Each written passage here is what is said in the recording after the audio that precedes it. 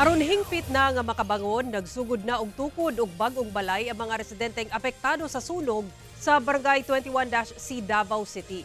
Gipanghatagan sab sila og construction materials. Ani ang report ni Argil Relator.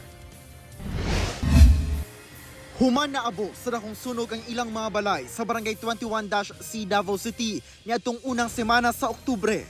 Padayon ang paningkamot sa mga apektadong residente nga makabangon pinaagi sa tabang sa Davao LGU ug ubang ahensya ug personalidad.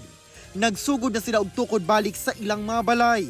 Gihaturan sila nila Congressman Paulo Duterte ug Congressman Harold Duterte og 2,000 kabuok nga sin aron maatupan ang ilang mga balay.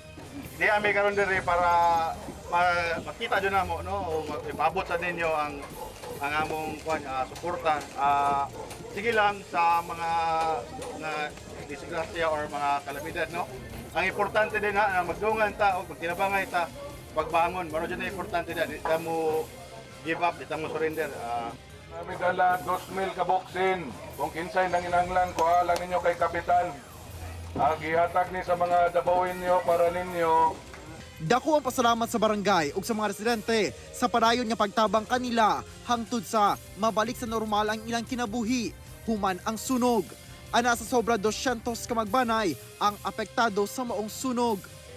Salamat ug dako gingon man mga residente nakita gyud kanila pag-adto ni kong nalipay gyud silang tanan.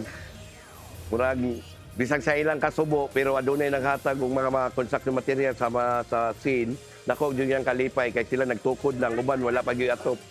Dako kayong tabang sa mga nasunugan. Dako kayong salamat. Ako si Argil Relator. 1 Mindanao.